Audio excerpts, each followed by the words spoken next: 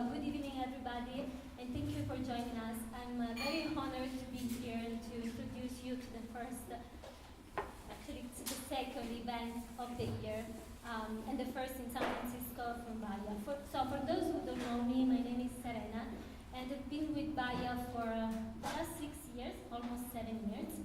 And I would like to start with, let's say, a short story of myself, and I'm sure that a lot of people can relate to this. So when I came to San Francisco, I was just off the boat. In the sense that I came here, I didn't know many people, but so I went on Facebook and I found BAIA. So what happened is I went to the first aperitivo and then I met Sara, who is my current co-chair, and I met Veronica, who at that time was the executive director of BAIA. And then I volunteered myself to help for an event, and then after that, I became part of the governance. So BAIA gave me the opportunity to meet a lot of people, to meet a lot of professionals, but also to make a lot of friends. And one of them is actually sitting right there, because we met exactly 5 years ago at the BAIA event. So BAIA, let's say that gave me the opportunity to become somebody when I was really nobody. So BAIA, as you know, is a non-profit organization which has been around since 2006. And what we do this. We organize events for you to come and network and meet other people. And it can be a panel, it can be a round table, it can be a happy hour, it can be an aperitivo. So this is, for me, the added value of BAIA. And this year, as I said, this is the second event of 2019. And we decided to do something different, which is an event just before Women's Day. So tomorrow is International Women's Day. And so we decided to bring on stage a few Italian professionals. And so we are going to hear different stories. But what's most important, I want to give you a little bit of background of this event. So we decided to embrace what the International Women's Day organization decided to launch this year. And I need to read this because it's impossible for me to remember. So the motto of this year event or day is everyone has a part to play, all the time, everywhere. We are entering a period of history where the world expects balance. We notice its absence and we celebrate its presence. Let's help create a balance for better. So this has become the motto of our campaign to have people join this event. And so this evening we are not going to talk about women, so which is strange because we have 5 women. However, we want to listen from women, from professionals that are actually expats like us, or like many of us. Also, we don't want to, the second thing is we want to avoid to being part of the gender gap problem. Our wish for tonight is actually to help or to contribute to fix the gender gap problem. And third thing, and last but not least, we are here actually to celebrate. So it's a celebration of success, it's a celebration of excellence, and it's also a moment to learn about wins and about failures, because I promise you, everybody has some failures in their life. So having said this, and I need to take a few minutes to thank some people who are here tonight. So just give me 1 second. So first of all, I want to say thank you to Sara, because she's now leading all the efforts in the Silicon Valley. And many people, when we are in the Silicon Valley, people ask us, why don't you do events in San Francisco? When we are in San Francisco, people ask us, why don't you do events in the Silicon Valley? So it's always a back and forth. But actually right now we are really making an effort to do at least an event here in San Francisco, an event in the Bay Area, so the South Bay, which could be Menlo Park, it can be Palo Alto. So the other thing I want to say thank you to Domitilla, I don't know where she is. So she opened the SIP IO doors to BAIA for the first time, and it seems like everybody loves the place and this venue, so thank you again. I would like to thank you, those 2 guys back there, Gino and Federica, who have been helping us lately for, they've done a lot. And then also I want to thank the rest of the BAIA board. So a special mention to the Italian consul, General Consul is here, Lorenzo Ortona, because the consulate has really helped us and supported us, BAIA, and as a also volunteer all this time. And I want to thank you, the Italian Cultural Institute, and Anna Maria cannot be here tonight. She's very busy with other events. So, but I'm sure. They gave us a lot of support. I want to thank Ibenzi and Paolo Privitera because they've shown once again a lot of support. And Bootstrap Labs who gave us something special for tonight. You will discover later, and the Style B as well as our partners. And then before I hand this over to Sheila, give me another extra minute so I can introduce Sheila Pierce-Ortono, who is going to be the moderator of the panel. So I'm going to read because this is a very long biography, so I'm very happy. So Sheila is a writer and a journalist currently living in San Francisco.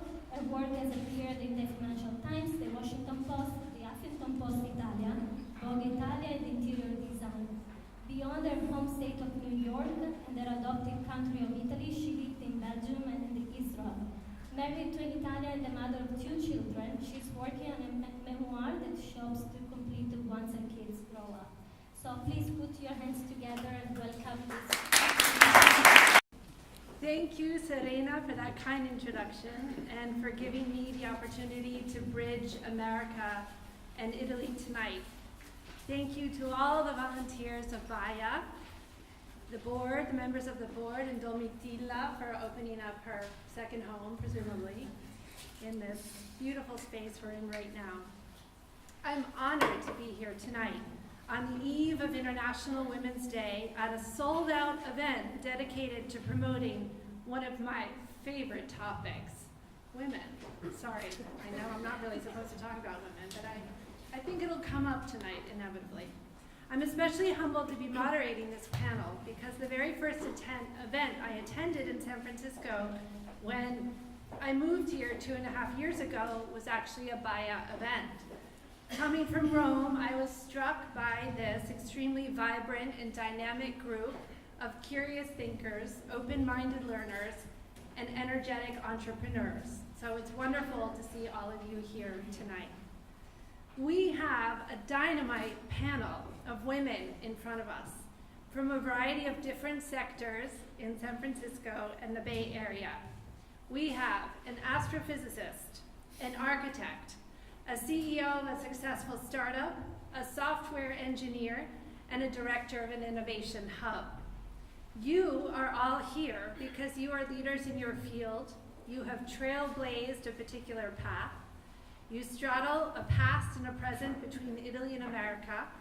And let's be sure to celebrate this tonight. You are Italian.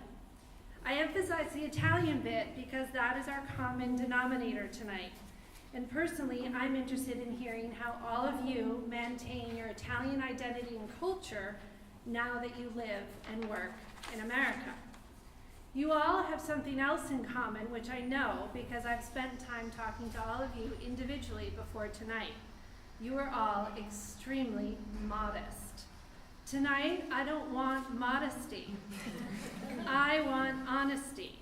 All of you juggle a job and a personal life and split your lives between America and Italy. All of us here tonight want to hear your inspiring stories, the ups and downs, the highs and lows, and whatever else inspires you. So without further ado, I'd like to take 2 minutes for each of you to introduce yourselves. And from there will be one round of questions related to work, and then a second round of questions related to life beyond work, embracing the theme of International Women's Day, which is hashtag balance for better. And then we'll head into the Q&A.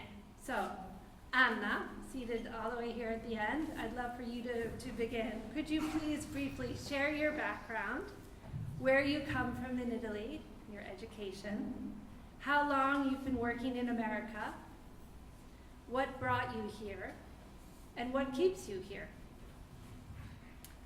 A lot of questions. Hi, everyone. My name is Anna Santermo. It's actually very refreshing to say my last name in front of an Italian audience because nobody can ever pronounce my last name. But and so I have to change it to Santeramo. But my name is Anna Santermo, and I'm from Puglia, a little town on the Adriatic Sea called Barletta. I studied law and economics at Lewis University in Rome and UCC, University College of Cork in Ireland. I then received a master's in finance at the University of Modena and have a law degree from Harvard Law School. I'm not a lawyer, so I've been practicing as a lawyer for 5 years after coming to the US. I came to the US in 2004 to study law at Harvard University, and then I just, I moved around a little bit. I lived in New York for a while, in LA, and I settled in San Francisco about 6 years ago. And I started Stalby, which is an on-site beauty services company that comes to you and provides beauty and personal care services for individuals, for corporates, and for bridal events. Thank you. Okay, now Serena, if you could carry on with the, should I repeat? No. Thank you. Hi, I'm Serena Camerano, and I work at Salesforce. I'm a software engineer. I've been there since 2012, and I'm originally from a very small town in Liguria, 8,000 people. And after high school, I managed to go to Ireland to do an internship for 3 months, and I fell in love with the country. I decided I wanted to study computer science at Trinity College. So I went back to Italy, spent 1 year saving money and applying, and I managed to get in. And then I traveled a bit with Erasmus. I studied 1 year abroad in Germany. Then I did an internship at Microsoft, and they offered me a full-time position, but I had to go back to Ireland to finish my studies first. I did that. Then I did an internship in CERN in Switzerland, and then I moved to my first stint in the States. It was in Redmond, and I moved there for 2 years with Microsoft, and then I moved to Microsoft in London. And then I got tired of rain and bad weather, and I decided to move to San Francisco with Salesforce. And yeah, it's been a great ride. I met my husband here. I have 2 kids and a half coming along, and yeah, that's me. Thank you. So, hello everybody. So first of all, I'd like to thank BAIA, Sarah, and Serena to invite me here, and also Sheila for moderating. And so I'm Elena Orlando, and I'm an astrophysicist at Stanford, looking for answers about the universe. In particular, I'm looking at the most energetic phenomena in the universe, and which are, for example, cosmic rays. So cosmic rays are very small particles of matter that travel at almost the speed of light, and they come from very, very far away, and we don't know exactly where they come from. So many of you probably think that what I'm doing all day long is like looking at the sky with a telescope in my hand, but actually it's not what I'm doing. So I spend most of the time in front of a computer analyzing data from NASA and ESA space missions, making theories, and also like going to conferences. I can do my work almost from everywhere, even from a cafe in Santa Cruz. And so I'm also one of the founding members of the BAIA chapter of ISNAF, which is the biggest non-profit association of Italian scientists and scholars in North America. A little bit about my background. So I came here in 2010 to work at Stanford, and before I graduated in Trieste in Italy. And I moved in Munich for my PhD in physics. And after that, I did a couple of years of postdoc, and at some point I had to decide. I had an offer in Madrid, in Spain, and 1 year, and I decided to take the offer here at Stanford because I was thinking that it was much more challenging and also much probably more stimulating for myself, like living in a different country from Europe, and also for my career. And I think I made the right choice because I really love California. Hi everyone, my name is Adele Salierno. I'm from Potenza, a small city in Basilicata, and I studied architecture in Rome, and I graduated there, and that's where I got my architectural license and started practicing after college. And then in Rome I met my husband. He wasn't my husband back then, but he was from Louisiana, and he was living in San Francisco, but he was studying the Italian, and he took a sabbatical to come to Italy to spend some time there. And then we met, and he ended up spending a little more time than he thought. But as you can easily imagine, it wasn't that easy from the job front, and so we weren't really able to make plans for the future. And so we decided to come here and try and see how things will go. And remarkably, they went pretty well. I found my first job within weeks of moving here. And back then we weren't married, so I definitely needed a visa, and I had to climb the ladder of the status in the States from the very bottom. And so I got my first J1 visa, and the first company where I worked, they were doing work with architects in Italy that were doing drawings for high-end brands like Prada, Fendi, Gucci. So basically when these brands wanted to open a store in the States, they had their own architects in Italy, but the drawings weren't formatted in order to go for permit here or to be used for construction. So this company was facilitating that, and it was really easy for me to fit in because I spoke the language, I knew the subject, and I could really relate really well to both the sides of the equation and help to make it happen. And so then that worked out really well, and now I'm here to stay. Hi everyone, I'm Irene Mingozzi, she's Clara, and so I'm originally from Forlì in Emilia Romagna, and I graduated in marketing, and I have been working for the last 9 years in a company called Aster, which is an innovation agency of Emilia Romagna region, and 4 years ago the region decided that they wanted to be present here in Silicon Valley because an Italian presence, like an innovation hub from the government was missing, and the regional government wanted to be present here. So they sent me here to represent the regional government and the whole ecosystem 4 years ago. And our hub grew, so now we are 2 people here. And in the last 4 years, we helped around 100 startups coming over and experiencing Silicon Valley. We're working with corporates, we're working with incubators from Emilia Romagna, and everything we do is completely free for for the companies, for everybody, for for everybody we work with, because we are a regional government, so that's very important for us to keep this place accessible for everybody from Italy. Funny story.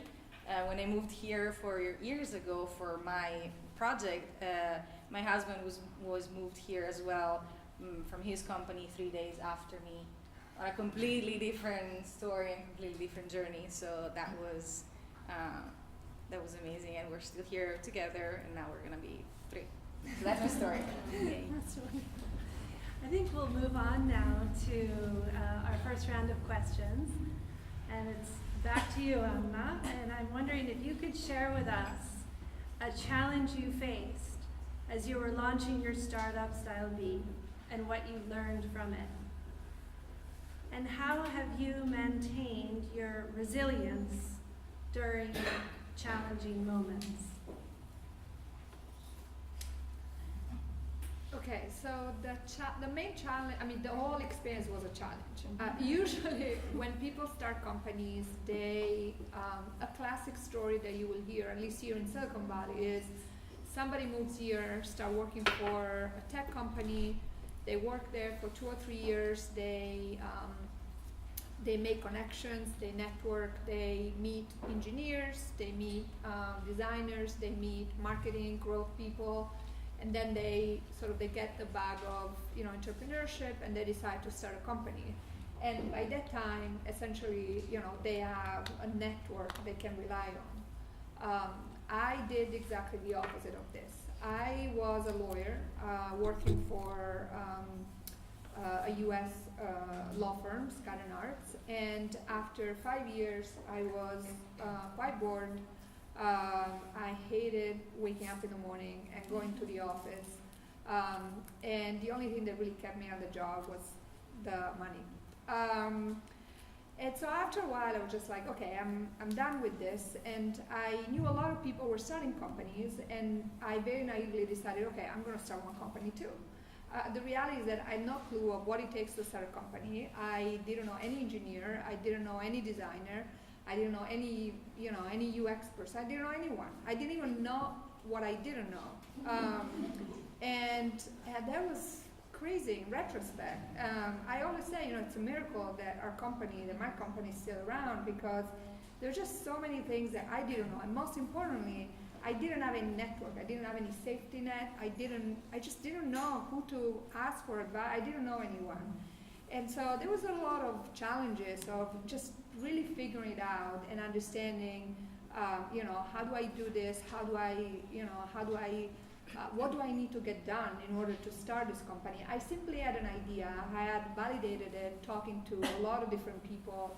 I did, as a nerd, I did all my market research, all the due diligence, and I knew that there was a case for what I was doing, but I just had no clue of how to get it started.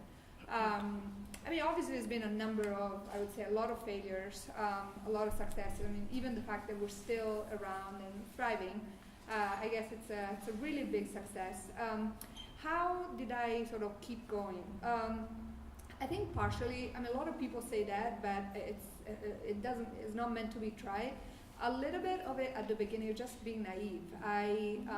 For me, it was like, okay, either I'm going to go back to being a lawyer, Scott & Arts, or I'm going to do this. And the idea of going back to my previous life was so dreadful, believe it or not, that that was a really big motivator. And once you start, different people have different reaction. In my case, the number one reason why I'm still around as an entrepreneur is that I just hate to lose. I just hate to give up. I hate to quit. And I'm just one of those people who, if I do something, I don't do it just for the ride, as we tell our children. I just do it to win. And so the idea of like, okay, I quit and then, and then what? Go back to, to my fancy law firm. It just wasn't an option. It's not an option. And, who knows? Maybe we fail tomorrow, but, so far hasn't happened. The second big reason is that I'm just a very, really curious person, and that's another reason why I hated being a lawyer. It's just at some point, when you are in the workforce and you work for a big company, you just feel like a clog in a machine. And at the end of the day, really, seriously, if you wake up or not, whether you show up or not, at the end of the day, the company is still going to keep running. And I hated that. I felt like I needed to be important. I needed to be in control of my decision. I need to be in control of my destiny. And I wanted to learn something new every day. And that's what I do as an entrepreneur. Like the thing that is really exciting about starting a company is that every day you learn something new. And you're pushed to be out of your comfort zone and to learn something new. So that's extremely exciting. And that's really another thing that keeps me going. And then there's another thing which is actually quite interesting, and I've learned over the time that I've started working on this company, and that is it's extremely rewarding to build something from scratch, and especially for what we do, to build an experience that didn't exist before. It's really exciting to shape someone else's perception of reality when it wasn't there. And especially, it's extremely more rewarding when you build actually has a social impact. People think of us as, oh, we just send, hairstylists, makeup artists to your house, or for a wedding, or for a marketing campaign for a big company, which is some of the things that we do. But the other side of our marketplace is that we actually make a really big impact in our communities. We have about almost 2,500 hairstylists and makeup artists around the country who essentially depend on us to make their living. And speaking of women, 99.9% of these professionals happen to be women. A lot of them come from disadvantaged ethnic backgrounds. Oftentimes they're the breadwinners in their families. Think about the person who cuts your hair or does your makeup, every now and then. They're all women, they all come from certain backgrounds, and they are extremely talented, and we make a really huge difference, in their lives. That makes it really hard to fail. That makes it really hard to say, I can't do it today, I'm just gonna quit. Because you think about all the impact that you have in those people's lives, and that keeps you going. Thank you, Anna. Serena, when you first started working at age 22, I believe, at Microsoft, as an intern, I think, you told me you suffered a bit from imposter syndrome as a young engineering coder and a foreigner. Could you please explain why you felt that, and then how you overcame that feeling over time as you eventually transitioned from Microsoft to Salesforce? What made you realize that you belonged exactly where you were? Sure. So I got that Microsoft internship because of my university. Basically, I advertised there was Microsoft would come to in the campus and do whole day interviews. And I believe like around 1,400 people around Ireland went to this event. And I was the only person that was selected. And that when it started, the imposter syndrome, because I knew my entire class did. There were smarter, nice people that went for the interview, and I was like, oh my God, I'm gonna go to one of the biggest software companies in the world, and do I belong there? I had the feeling that I was supposed to know, be an expert in so many things. I was supposed to know everything about software, or everything about SQL Server, where I was supposed to do the internship. And the feeling didn't help when I received an email from Microsoft saying that all the interns would go to Bill Gates' house for a barbecue. So I was like, oh crap. And funny story, one of the interview questions was, how would you design Bill Gates' bathroom? So I had to go to Bill Gates' bathroom and see it once we were in his house. But basically, I didn't know if I belonged. There were not that many people that looked like me, like coming from a very small town in Italy where, it's 8,000 people town on the seaside where people usually just stay, and which is nothing wrong, by the way. They don't really go halfway across the world and trying to follow their dreams. And I didn't really feel like I belong. And then I'm glad I did, because the people I work with in Microsoft really show me it's okay not know everything. Like, oh, I don't know this neither, let's figure out together. It's all about the mentality. It's impossible to know everything. Nobody's like expert in everything. It's about the mentality, how to approach it, how you learn things that you don't know, and how to ask help, or when you make mistakes, like, oh, I did that wrong. Okay, let me figure this out again, And I guess maybe with maturity and with 13 years of experience as a coder, now I don't feel that anymore. I feel, I totally belong there, and there should be more people that looks like me there, That's it. Thank you. Elena, tell us about how you decided to become an astrophysicist. When you were a teenager, your parents gave you a present, which led to your fascination with astrophysics and your eventual collaboration with space missions at NASA.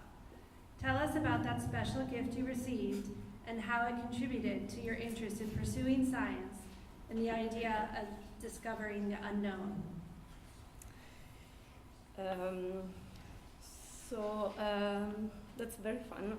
So actually, when I was young, I didn't know what to do because I wanted to do everything and I wanted to know everything related to your answer. And so at some point, I had to make a decision, and that was the time that when I had to choose the major at the university. And that day, I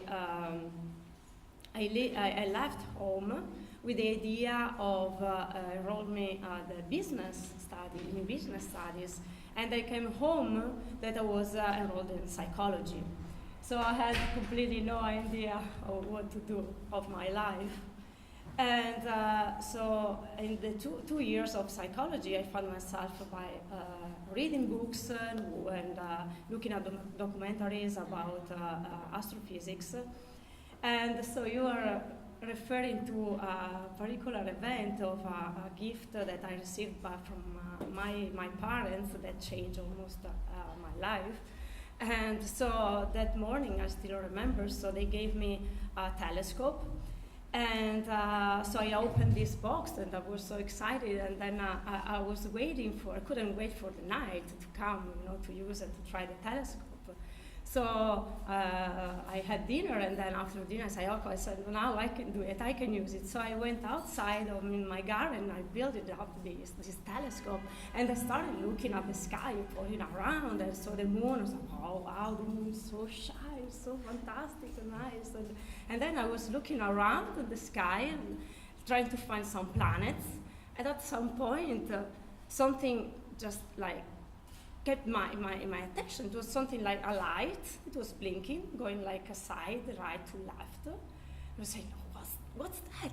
So it's possible that, I have a new discovery, like I was like, what's that? So like I was so excited, and at some point the people living around my house, they came there and they all looked at the telescope. Oh, what's that? Yeah. So it's a new discovery. So I start calling at the observatories in Italy, and they said, we don't see anything, everything seems normal, so there is nothing on the sky, nothing strange like usual. So I was still pointing there, and then at some point, like, a lady came out from her house with binoculars, and she was pointing at the same direction of my telescope. And she was saying, okay guys, so you are just seeing an antenna in front of our house.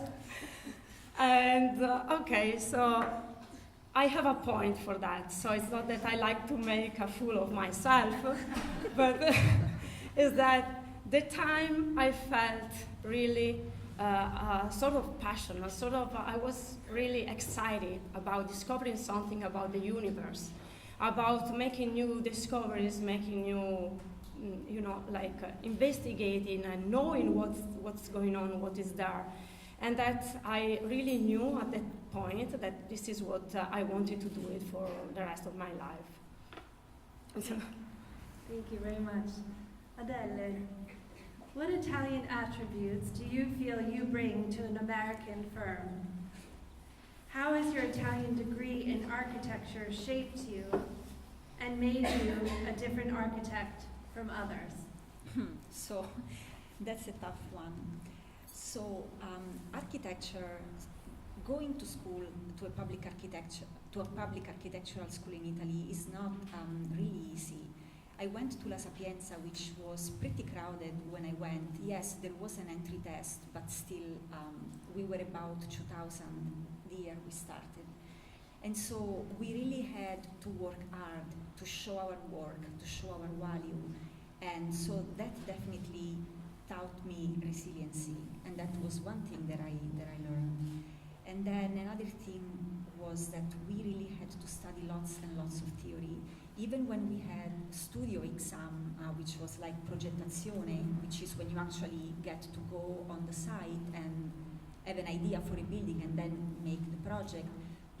The course was maybe like 6 months long, but for the first 3 months we were not allowed even to put the pencil on paper. We had to be really strong about our idea. So the first 3 months, even on a practical exam like that, was just theory. And then we had to study so many topics that in the end they didn't have a lot to do with designing buildings. And there was a little resentful when I was studying because I wanted to do stuff. I wanted to be hands-on, and I didn't get to because they told us when we could be hands-on. But in the end, I think that really shaped my mind, and because it made my capability of putting myself into a context and get started really, really strong. And so that's another thing that I learned. And definitely also the capability of working in team, because we were so many that sometimes we had to team up in order to do presentations together, and that happened quite often. So that was also really helpful because we were really doing things together. It wasn't only, oh, you do your part, I do this part, and then we go. It was really confronting each other, all the team members, and really trying to come up with the best possible idea. That was also really helpful. Thank you. Irene, what has been your biggest challenge in working in the US with an Italian organization?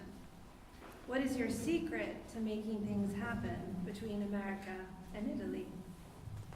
So the biggest challenge, I think, is communication mindset, probably.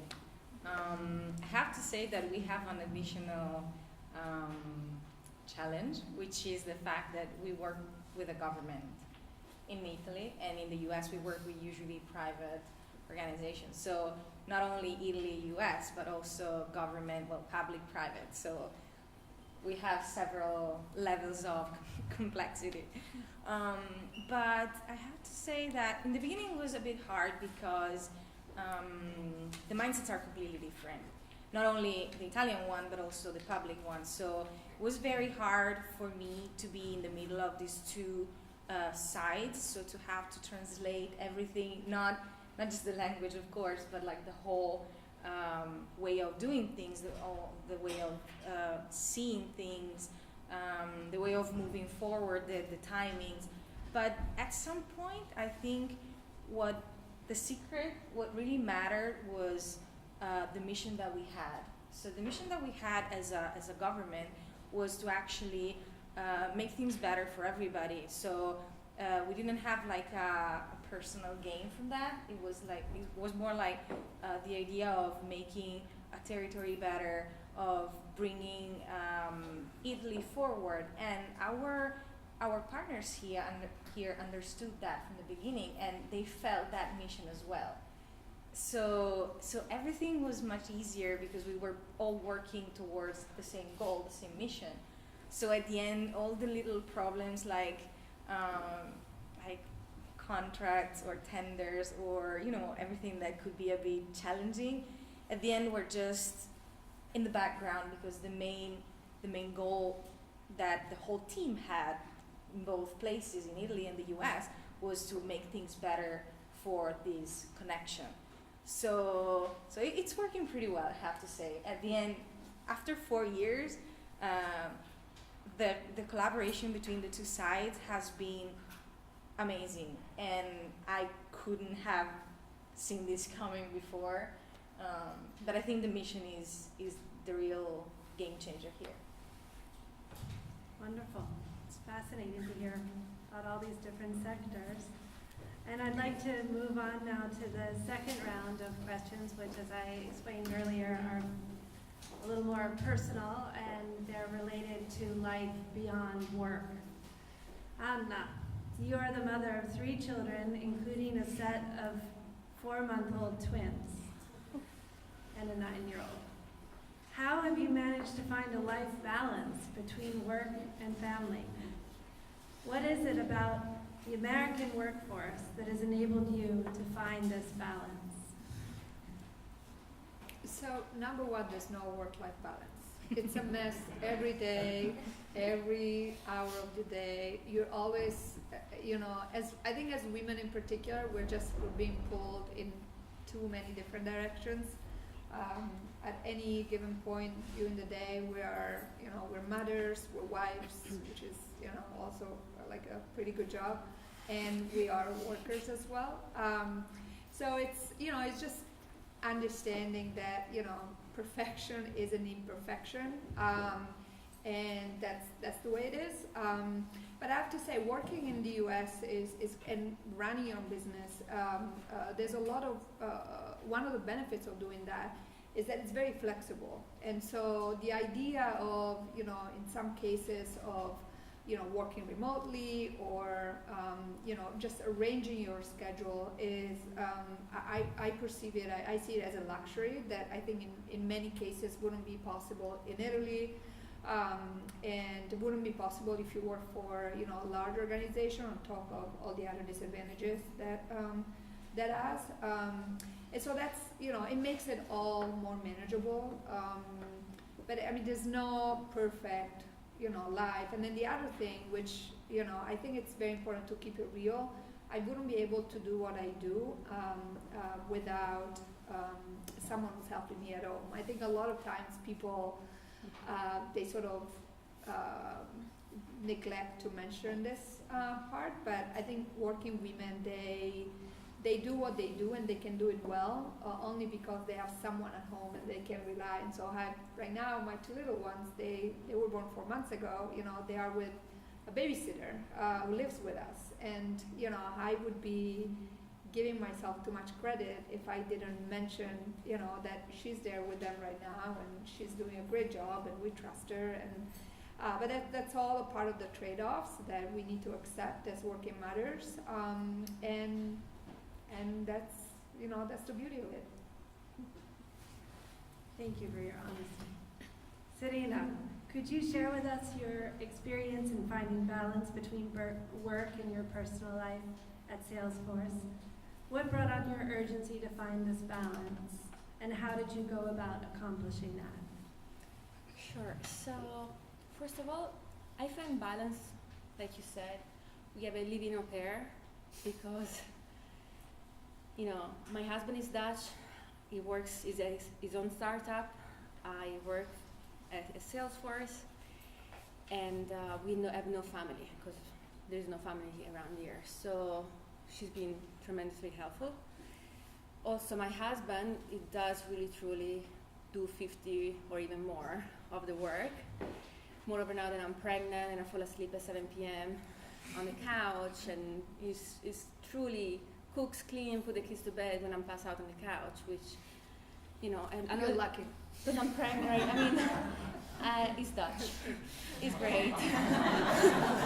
Mine is Russian, but and so at home, it's, I have that. I hire help, plus my husband does his share of work even more, which is fantastic. And I work, my firstborn is 5 now, was diagnosed with autism when he was 2.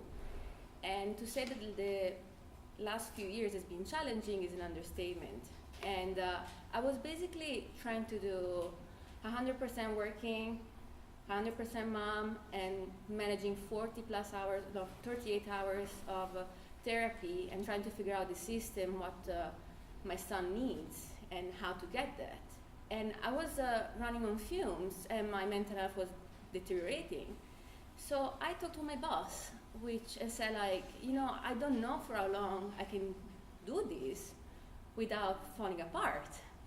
Because, you cannot ask people to do 150% for many years without falling apart.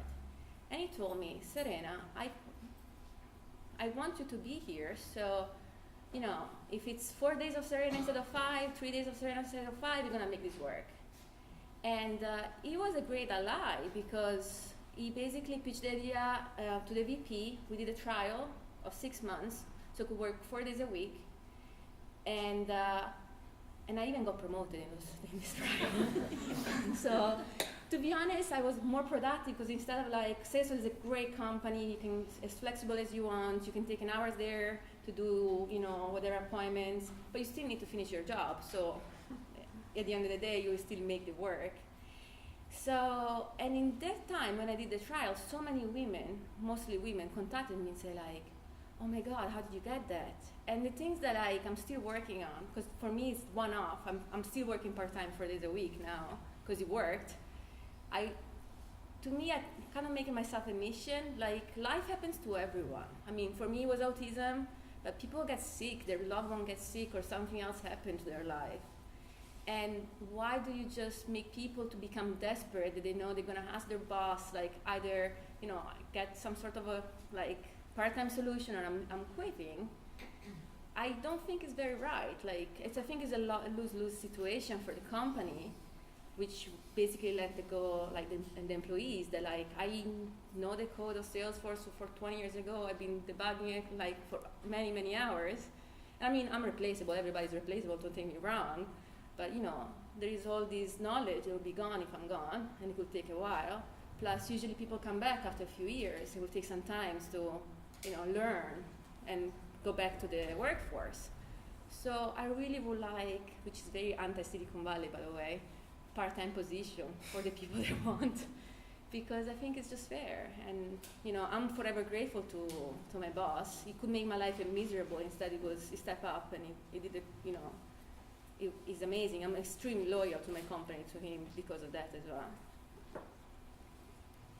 Thank you. Helena, what is your greatest challenge in working as a woman in science and academia? Could you please share with us a person in science who inspired you, and tell us why you were inspired by her? How do you aspire to be a role model to other women hoping to break into your field?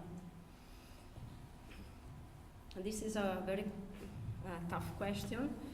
I have to start by saying that when I started my career in physics, I thought that women and men face the same challenges, and then unfortunately I have to change my mind. And I think the biggest challenge nowadays is that overcoming the common ideas and the heritage that we have that men are better fit in science and physics than women. And this manifests in many ways, and like, for example, underrepresentation of women in physics, especially at the highest levels, and also, for example, in different compensation for the same job, and bias in reference letters, and bias in grant proposals, and so on. So you are mentioning who inspired me. So actually it's fun because she was not an astrophysicist, but instead an actress. And she's Judy Foster in the movie Contact, that many of you probably know. And she was playing the role of an astrophysicist. And even if she was working on a team that was mainly men, she was the star, she was the protagonist of this movie. And so she was a kind of role model for me. And she inspired me to become also astrophysicist. And with this I would like to say that society, scientists, but the entire society is responsible for giving a new role model in physics, but in science, entire science. And so actually this can be like in the representation of women as men, so we can get the idea, even to young generations that will become then scientists, that women can do it as good as men. So this is actually my answer to that question. Thank you very much. Adele, as an Italian working in design and architecture, you think a great deal about color and style. You're even a certified color consultant. How do Italian fashion and design affect the image you portray of yourself as an Italian architect living in San Francisco? How do you use Italian design and fashion to convey and maintain your Italian identity and pass it on to your 5-year-old girl? So everybody who knows me a little bit knows that I love clothes, and I put lots of thought and joy into how I dress. But there's something more deeper about this, meaning that architecture and fashion and design, they have lots of things in common. And in the end, for a designer, for an architect, the way we dress ourselves is somewhat an extension of our design identity. And so there are some things that I really like in design that are simplicity, attention to detail, but also the addition of some elements that can spark interest. And so the way I dress, I try to find some pieces that can convey that these are the things that I like.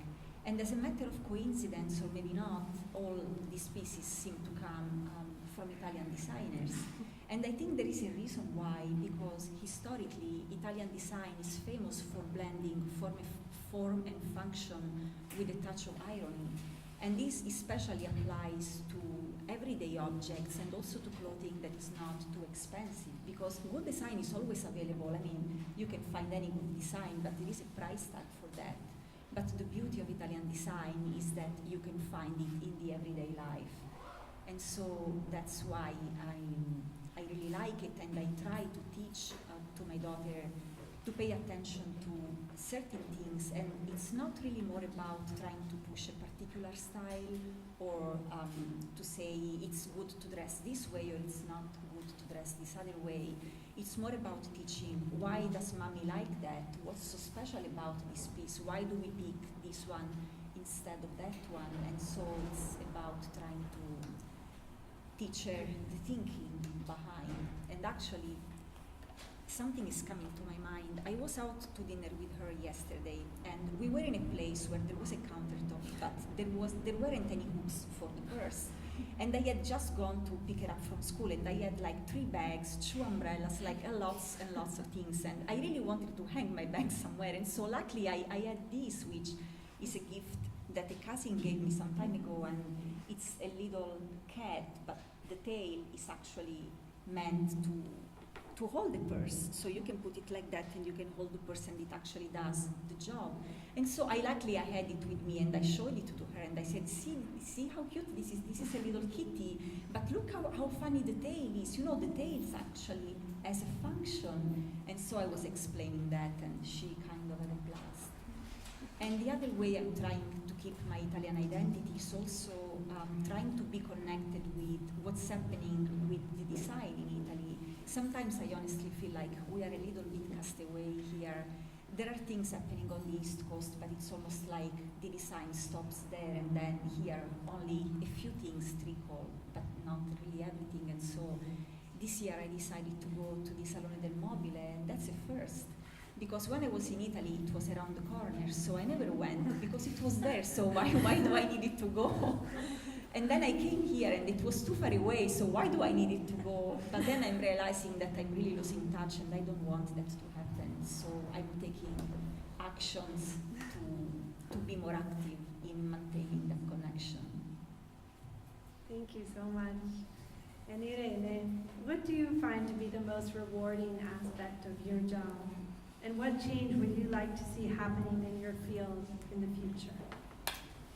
So the most rewarding aspect is definitely seeing things change for the better, of course. In the last 4 years, I've seen my region change, and not just as an ecosystem, which is amazing, but also like every single person that we got in touch with, who came here, who we met back in Emilia-Romagna, every single person was somehow changed, and some of them actually we could see tremendous results from their experience here or from our programs, and that is truly rewarding, not just on a professional level, but on a personal level. Like when you see somebody fulfilling his or her dream or changing their lives for the better just after their experience here or program with us, it's just, I mean, you know that everything is just worth it. All the effort, everything is worth it. And a change that I would like to see it's probably more on a mindset level again. It's a cultural change that I would love, which is happening already. In Italy mainly. In Italy, I would like to see these like a bit more of open minds towards everything that is not Italy. But also in Silicon Valley, I would like to see an open mind towards whatever it's not Silicon Valley as well, you know.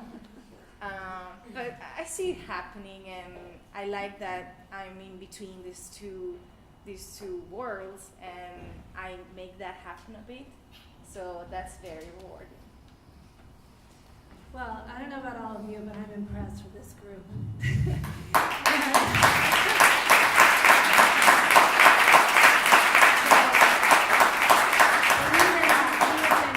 been talking for an hour now, and I think it's probably the appropriate moment to go to the Q&A. So I think I might pass the mic to Serena, who is also a journalist and excellent at asking questions. So I'd like to hand the floor to Serena. Yeah, no, I just want to say, first of all, thank you. I'm amazed to hear these stories. Of course, I know these people, but there is always something that you don't know, so thank you for sharing. And there are stories of any kind, and again, not everything is easy to share, so thank you for doing that tonight. So my question for you is just one advice for people who want to break into your field, which can be to be an engineer, to be an astrophysicist, an architect, a director, and an entrepreneur. So I'm gonna give this back to you, Anna. So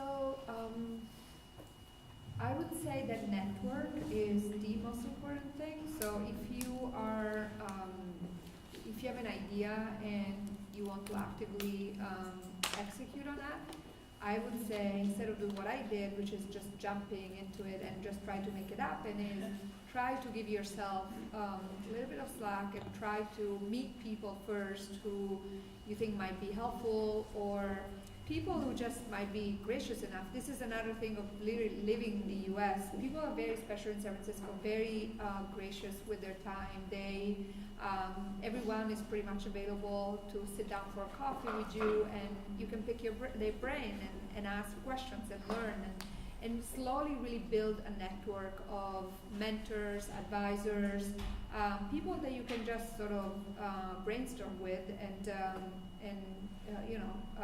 at some point they will turn, they will become really instrumental to you to becoming successful. So I would say network and connections with other members in the community. I think if you're an engineer, you like to code and to create. There's different ways. What worked for me was internships, and was very useful. But I know people that managed to get into the industry by, do special side project in coding, or do,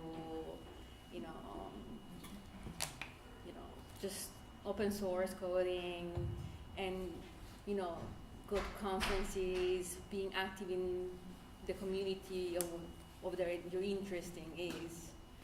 So I guess these are the ways I would go to find a job in engineering in a bigger company. So as an astrophysicist, I would say that you need to have constant passion and constant curiosity and constant commitment. And in my experience, so I grew up in a small town in Italy, and my family had very common jobs. So I never thought that at some point I could become an astrophysicist working at Stanford, and working also with defining future NASA space missions or so on, But so if you really think that this is your way, so I would say just work hard for it and fight for it, that anything can happen. So, an architect needs to wear many hats.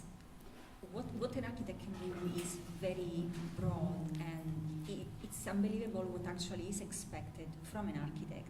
Like sometimes we are supposed to be also plumbers or electricians or carpenters or lawyers or psychologists, marriage counselors, and like I'm just going to stop here because this is included but not limited to. So what I would suggest, be really ready to be all of these things and be really knowledgeable, because in the end, design is subjective. So something that looks good to somebody doesn't necessarily look good to everybody. But being able to justify how we got to that point and explain a project to a client, that's something. Like being able to back up always your decision and always be aware of where you are, how you got there, and be able always to justify yourself, because there will be lots of questions asked all the time. So my experience is a bit different because my office wasn't here when I came. I built it from the ground. But I would say that the most useful thing I could tell people who want to do the same or something like this is to just ask for things. I know it's easy, but at least here it looks easier than in Italy. But to me it was like a really eye-opening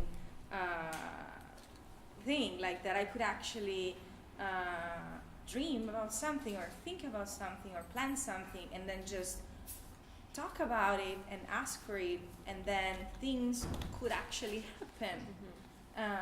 And I think especially in Italy, we have this thing that we kind of don't want to dream too big, or we don't want to open up, or we don't want to ask for things. We hope that people would understand that we want something, and then that could magically happen. But here it's more like, okay, why don't we do this? And then maybe it's a no, but again, then I will ask something else, and I will try again, and plan B, plan C, plan D, and then maybe something will actually happen at the end. So that is the best advice that I could give. Just ask and try to open up and to share plans and projects and ideas, and because that would bring you somewhere at some point.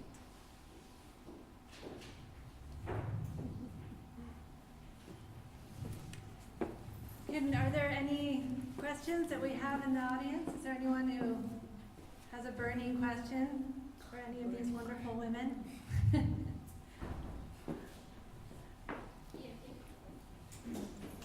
Yes.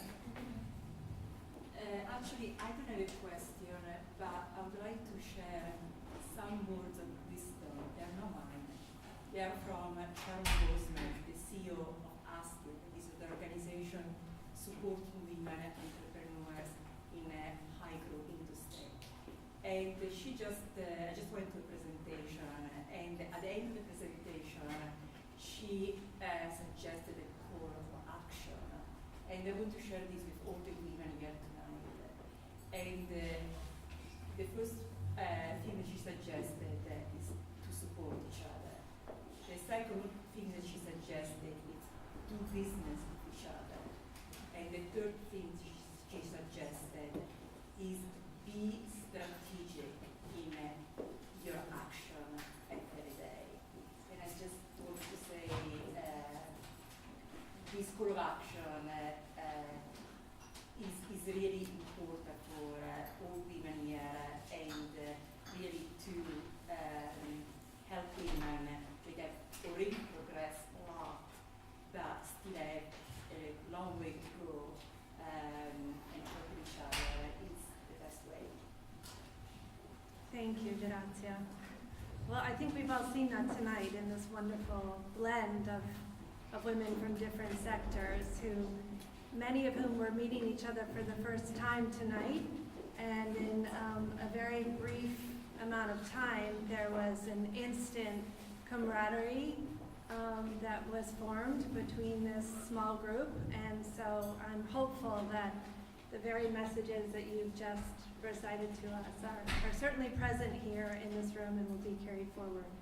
Who would like to ask a question next? Yes. I have a question. You studied in Italy and you studied here. So my question is, what would you like to see happen? One thing that you would like to see happen in the education system for women or students in general to find a career path to be more successful? Who wants to take this? I mean, I didn't hear, but can you share with me? Did you hear me? Maybe if you could just repeat that Yes. a little louder, One please. thing that you would like to see change or happen in the education of the school in Italy for women or students in general to be more successful on their career path. Would you I like can to try to answer that question. That's a very good question, and I never thought about it very deeply. Actually, I think the Italian system is very good, especially at the university level, and so the Italian students are very strong candidates also here, and are almost already face the difficulties and problem solving that we have here. One thing that I see much more here and in the system at universities here in the United States with respect to Italy is that sometimes in Italy some subjects or some courses are like the same like in the last 20 or 30 years. And this is because it's much easier to teach the same thing in the same years instead of preparing year by year a different course, a different class. And probably this is something that we can improve. And so also students are more challenged. And also maybe something I would say improving also the meritocratic side that we don't have much in Italy, even at the university level, that so starts in schools. So that instead here it's much more strong. I also have something to say regarding this question. I have thought about it quite a lot actually, and I feel that Italian students in general are really strong students, but somehow the education, even in high school, is still a little bit too generic and really too little hands-on. Like sometimes we joke with my husband when we watch E.T., the scene when all the frogs fly from the window, because we never actually dissected a frog in school. We didn't get even close to do anything like that. It were all books and theory, and I think it's really helpful for the way this shapes the mind, but definitely students in Italy could benefit from more hands-on experiments. That is definitely something that is missing. But also what I see is that here, there isn't enough theory sometimes, and the education is maybe too sectorial in a way, and it's not broad enough. And also the thing that many tests are multiple choice, and students are not taught to explain it themselves in front of an audience. It's not a conversation with a teacher, it's really they learn about if A is correct or if C is correct, but in my opinion that's not really the way it should be, and there should be more theory, and people should be taught more often how to organize their thoughts instead of just knowing the notion. if there was somebody. Hi there. I wanted to ask your opinion. Is it easier for a woman in business here in the U.S. versus in Italy? Anyone wants to answer that? Okay. It depends, I have to say, in my experience. So in my company in Italy, actually, we are probably 80% women, which is not always a good thing to say. But but I found kind of the same challenges in both. Well, not same, but same level challenges in both environments, because also here, well, I work mainly in, I would say, like the tech environment, as probably 90% of Silicon Valley. And being a woman, it's can have its challenges here as well. In Italy, it's more of like I would say like it's not just being a woman in Italy. It's more like probably it's not just from outside. It's also from inside. That's what I want to say. Where in Italy, a woman doesn't feel like she belongs like that high or in a specific place. So in Italy, I think it's more something that comes from the inside. We already know that we're not gonna get there. Here it's a bit different. Here it's more like of an outside issue. That's what I personally have felt, at least. Is there anyone else who'd like to say something to that? No? Are there any other questions from the room?